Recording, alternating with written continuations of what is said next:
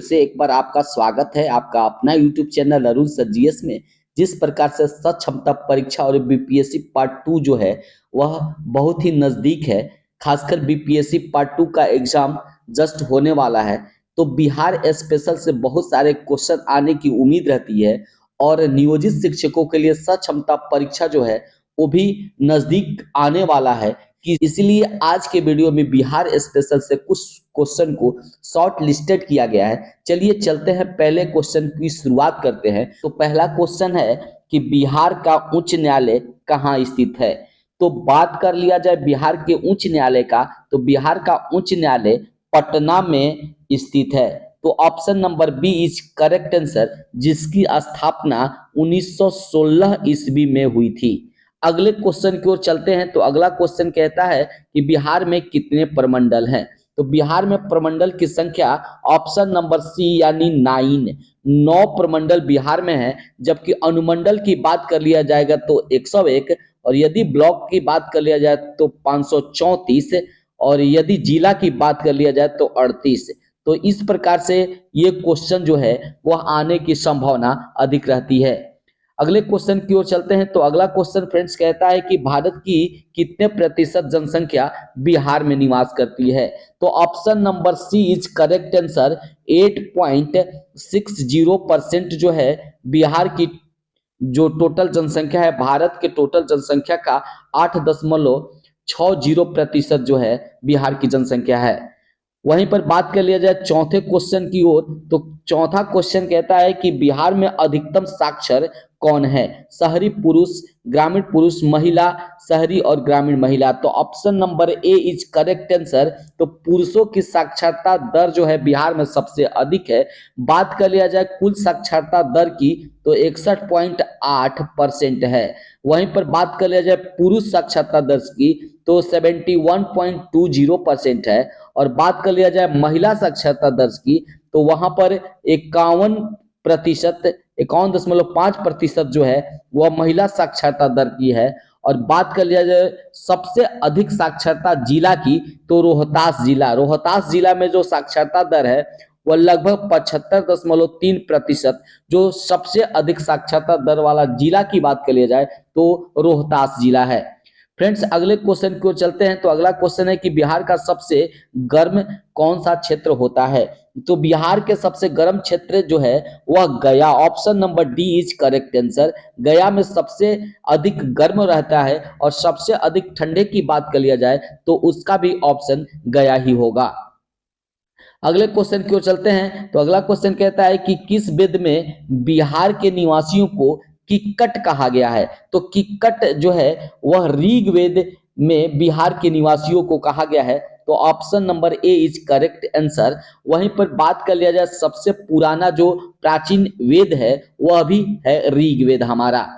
तो अगले क्वेश्चन की ओर चलते हैं। तो अगला क्वेश्चन है बिहार का उल्लेख सर्वप्रथम किस ग्रंथ में मिलता है। तो बिहार के उल्लेख जो है सर्वप्रथम ग्रंथ की बात कर लिया जाए तो अथर्ववेद यानी option number B is correct answer. Atharvaveda में बिहार का उल्लेख मिलता है। वहीं पर बात कर लिया जाए पंचविंश ब्राह्मण की तो पंचविंश ब्राह्मण में भी बिहार का उल्लेख मिलता है। अगला क्वेश्चन की ओर चलते हैं। तो आर्यभट्ट का संबंध किस नगर से रहा है। तो आर्यभट्ट जो है वह खगोलविद थे और बड़े मैथमेटिशियन थे यानी कि गणितज्ञ थे, और उनका संबंध जो था वह पाटलिपुत्र से था। तो option number A is correct answer, वह पाटलिपुत्र के निवासी थे।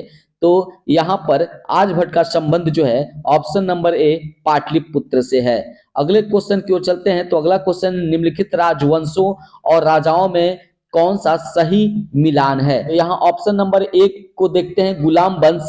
तो इल्तुतमिश जो करेक्ट नहीं है, गुलाम वंश का जो स्थापना था वह कुतुबुद्दीन ऐबक ने किया था। वहीं खिलजी वंश की स्थापना जो है जलालुद्दीन खिलजी ने किया था। यहाँ पर बलबन जो है वह करेक्ट नहीं है। वहीं तुगलक वंश की बात कर लिया जाए तो यहाँ पर यह भी ऑप्शन जो है गलत है, क्योंकि तुगलक वंश की स्थापना गयासुद्दीन तुगलक ने किया था। और वहीं बात कर लिया जाए ऑप्शन नंबर डी, लोदी वंश का संस्थापक जो था वह बहलोल लोदी था। तो option number D is correct answer. अगला क्वेश्चन की ओर चलते हैं। तो अगला क्वेश्चन है कि शेर शाह सूरी के पिता हसन सूरी का मकबरा बिहार में कहाँ है। तो यहाँ पर बात कर लिया ऑप्शन के, तो रोहतासगढ़, सुपौल, पटना, मुजफ्फरपुर, तो यहाँ रोहतासगढ़ में है। तो option number A is correct answer. Rohtasgarh में, रोहतास में एक सासाराम जगह है जहां पर शेर शाह के पिता हसन सूरी का मकबरा बनाया गया है।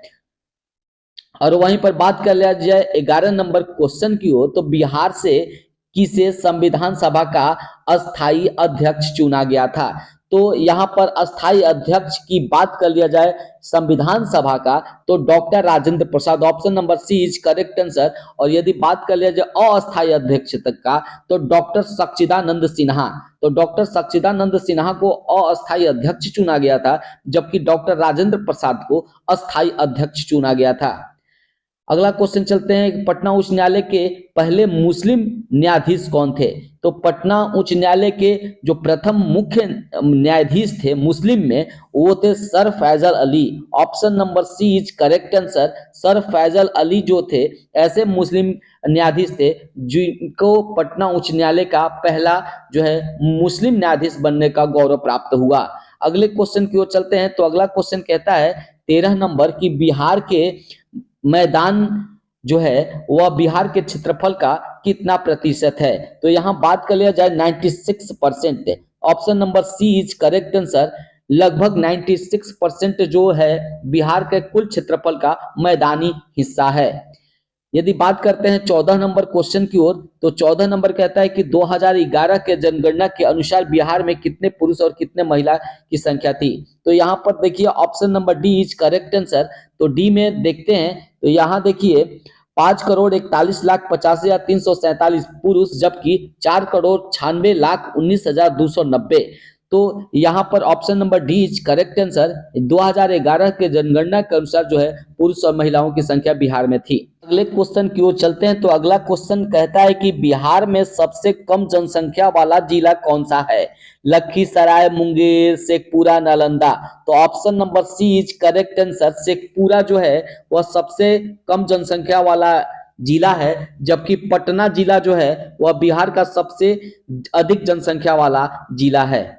अब अगला क्वेश्चन चलते हैं, तो बिहार के किस जिले में बॉक्साइट पाया जाता है। क्योंकि आपको पता है कि बॉक्साइट जो है एल्युमिनियम का अयस्क है, तो यह बॉक्साइट जो है किस जिले में पाया जाता है। तो ये 16 का जो है करेक्ट आंसर होगा डी ऑप्शन मुंगेर। तो मुंगेर में जो है बॉक्साइट का सबसे अधिक पाया जाता है अयस्क। अगले क्वेश्चन की ओर चलते हैं, तो अगला क्वेश्चन है कि बिहार के किस जिले में सोना पाया जाता है। तो ये जो है बिहार का कौन सा ऐसा जिला है जहां स्वर्ण भंडार बहुत अधिक संख्या में पाए जाने की संभावना व्यक्त की गई है। तो वह है option number C Jamui. Jamui जिला में सोने के कुल भारत के 44% लगभग सोना जो है वह जमुई में मिलने की संभावना व्यक्त की गई है। अगले क्वेश्चन की ओर चलते हैं, तो बिहार में तेल शोधक कारखाना कहाँ है। तो बिहार में बात कर लिया जाए तेल शोधक कारखाना का, तो सबसे पुराना भारत का यदि तेल शोधक कारखाना कह लिया जाए तो वह बिहार के बरौनी में ही है। तो बरौनी जो है बिहार में तेल शोधक कारखाना जो है सर्वप्रथम लगाया गया था। Option number A is correct answer. अगले क्वेश्चन की ओर चलते हैं, तो अगला क्वेश्चन कहता है कि धान उत्पादन में बिहार का भारत में कौन सा स्थान है। तो धान उत्पादन के क्षेत्र में बिहार का स्थान जो है वह पूरे भारत में option number C is correct answer छठा। तो छठवां जो है वह स्थान रखता है बिहार धान के उत्पादन में। अगला क्वेश्चन कहता है कि बिहार में सर्वाधिक मक्का कहाँ होती है। तो बिहार में बात कर लिया जाए सर्वाधिक मक्का का, तो वह जो है उत्तरी बिहार। बात कर लिया जाए कटिहार, खगड़िया, समस्तीपुर, तो ये उत्तरी बिहार जो है option number A is correct answer. तो यहाँ पर सबसे ज्यादा मक्का का उत्पादन होता है। अगला क्वेश्चन चलते हैं, 21 नंबर, अधिकतम लौह सामग्री किस मिट्टी में पाई जाती है। तो लौह सामग्री जो है कौन सी मिट्टी में पाई जाती है। यहाँ पर बांगर मिट्टी, ताल मिट्टी, बलथर मिट्टी, लाल मिट्टी। तो लाल मिट्टी जो है, ये लाल मिट्टी जो है उसमें लौह सामग्री की अधिकता पाई जाती है, इसलिए इसका रंग जो होता है वह लाल होता है। Option number D is correct answer. अगले क्वेश्चन की ओर चलते हैं, तो अगला क्वेश्चन है कि बिहार में पाइराइट सबसे ज्यादा किन दो जिलों में होता है। तो पाइराइट्स की बात कर लिया जाए तो पाइराइट्स जो है बिहार के रोहतास और कैमूर, ये रोहतास और कैमूर दक्षिण बिहार के सीमावर्ती जो है वो जिले हैं, और वहां पर रोहतास और कैमूर में सबसे ज्यादा पाइराइट्स और चूना पत्थर, ये दो चीज याद रखिएगा। तो पाइराइट्स जो है वह अमझोर एक ऐसा खान था जहां पाइराइट सबसे ज्यादा मिलता है रोहतास जिला में, वहीं चूना के क्षेत्र में भी रोहतास जिला और जो कैमूर जिला है वह बिहार में स्थान रखते हैं। अगला क्वेश्चन है कि बिहार के गया में रुई उद्योग के लिए कौन सा प्रसिद्ध स्थल है? तो मानपुर, मानपुर जो है यहां पर देख सकते हैं फ्रेंड्स, मानपुर जो है option number A is correct answer. तो मानपुर में बिहार के गया में रुई उद्योग के लिए सबसे ज्यादा प्रसिद्ध स्थल है। अगले क्वेश्चन की ओर चलते हैं। तो अगला क्वेश्चन है 24 नंबर, बिहार में नई औद्योगिक नीति कब लागू की गई? तो बिहार में नई औद्योगिक नीति की बात कर लिया जाए तो 2016 ईस्वी, option number A is correct answer, 2016 ईस्वी में नई औद्योगिक नीति लागू की गई थी। अगले क्वेश्चन की ओर चलते हैं और अंतिम क्वेश्चन की ओर फ्रेंड्स देखते हैं यहाँ पर 25 नंबर में कि बिहार में सबसे ज्यादा उगाई जाने वाली फसल कौन सी है?